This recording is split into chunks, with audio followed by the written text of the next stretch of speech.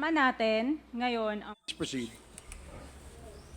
tayo ditong mga kinatawan ay ibinoto lamang ng ilang libong Pilipino.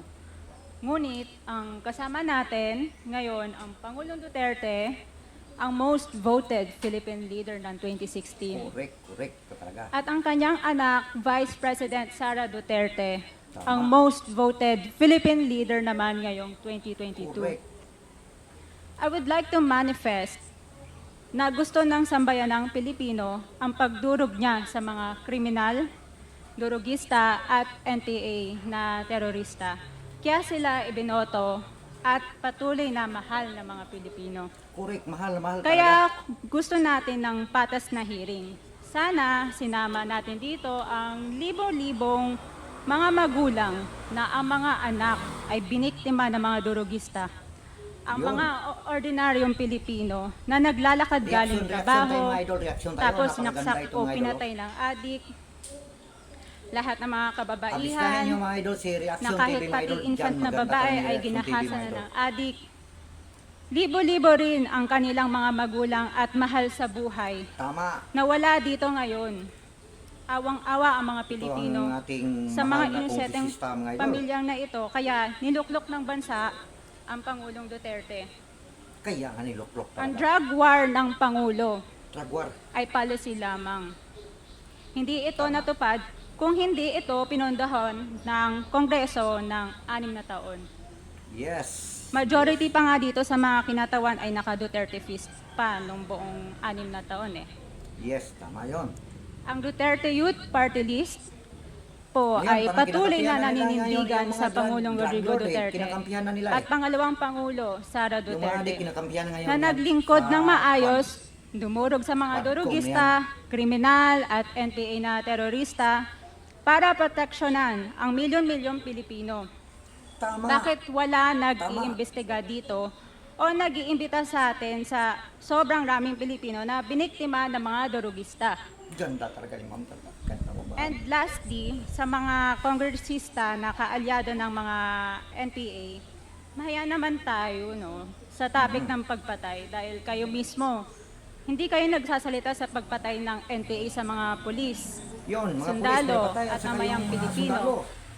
Pati rin po sa mga Hindi kayo natitirang pumiyok, mga resource kwatong kayo. persons na gustong mag-abogada papuntang ICC, si Attorney Maria Cristina Conti, na kandidato ngayon ng Bayan Tapos Muna yung Party ginawa ni List. Tatay Digong, ginano mo, Kasama sige, po ma'am, ang sige, inyong mapanat, katabi na si Nery Colmenares ng Bayan Muna. ma'am. O, bayan muna, tingnan mo. Sa NPA, nire-recruit ang mga kabataan para pabagsakin ang gobyerno at pumatay ng mga pulis, sundalo at tropa ng gobyerno. Yun. Di nyo naman kinokondena ang pagpatay nila. Hindi Ang- talaga.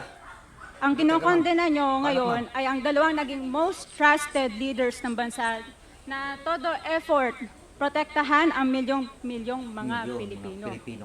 Oh. In support sa advocacy sa Pangulong Duterte, ang Duterte Youth Party List ngayon, Kongreso ito, ang kaisa-isang nagpapanukala ng pagbalik ng death penalty para sa Tama mga yan, tama. rapist, kidnappers, Sinabi ko na yan, Ron. durugista at terorista. In behalf of the Duterte Youth Party List, kami ay nagpapasalamat sa todong suporta ng Pangulong Duterte at VP Sara Duterte sa mga tropa ng gobyerno at Yes. sa pagdurog nyo sa mga kriminal, Durugin talagang durugista kriminal at talaga. NPA na terorista. Tama lang ginawa Yun lang ng po, Tatay Digong maraming talaga. salamat po Mr. Chair at Thank you, magandang gabi po. Congresswoman. Salamat. Mga idol, nakita na natin sa video na nireaksyon na natin mga idol doon kay Congressman Cardima mga idol. Kung hindi ko nakakamali na napakagandang babae ng ating Congresswoman mga idol na kumampi at nagsabi ng totoo mga brother doon sa pinagguguluhan ngayon sa Quadcom, pabalik-balik itong extrajudicial krimen ng ating Pangulo mga idol. Pabalik-balik na lang yan mga idol, nag-umpisahan yan mga idol sa pugo-pugo hanggang napunta na dyan idol. Gustong idiin ang ating presidente mga idol at nagpasalamat tayo ng isang congresswoman mga idol nagsalita doon mismo sa Congress mga idol. Mga idol, hindi natin kalimutan magpanoorin, napakaganda mga idol kang Reaction TV mga idol. Napakaganda ni Reaction TV. Shout out ni Reaction TV. Saludo ko sa iyo, idol. Saludo ko sa iyo. Ang galing mo talaga. Ikaw ang idol ko. Pagkaganda talaga yung kang Reaction na TV talaga. Yan, panoorin niyo mga idol. At ito mga idol, yun, nakita na ninyo ang isang kongresuman na nagsabi ng totoo na bakit ang mga nangamatay sa kapanahunan ng mga tinding, mga rape,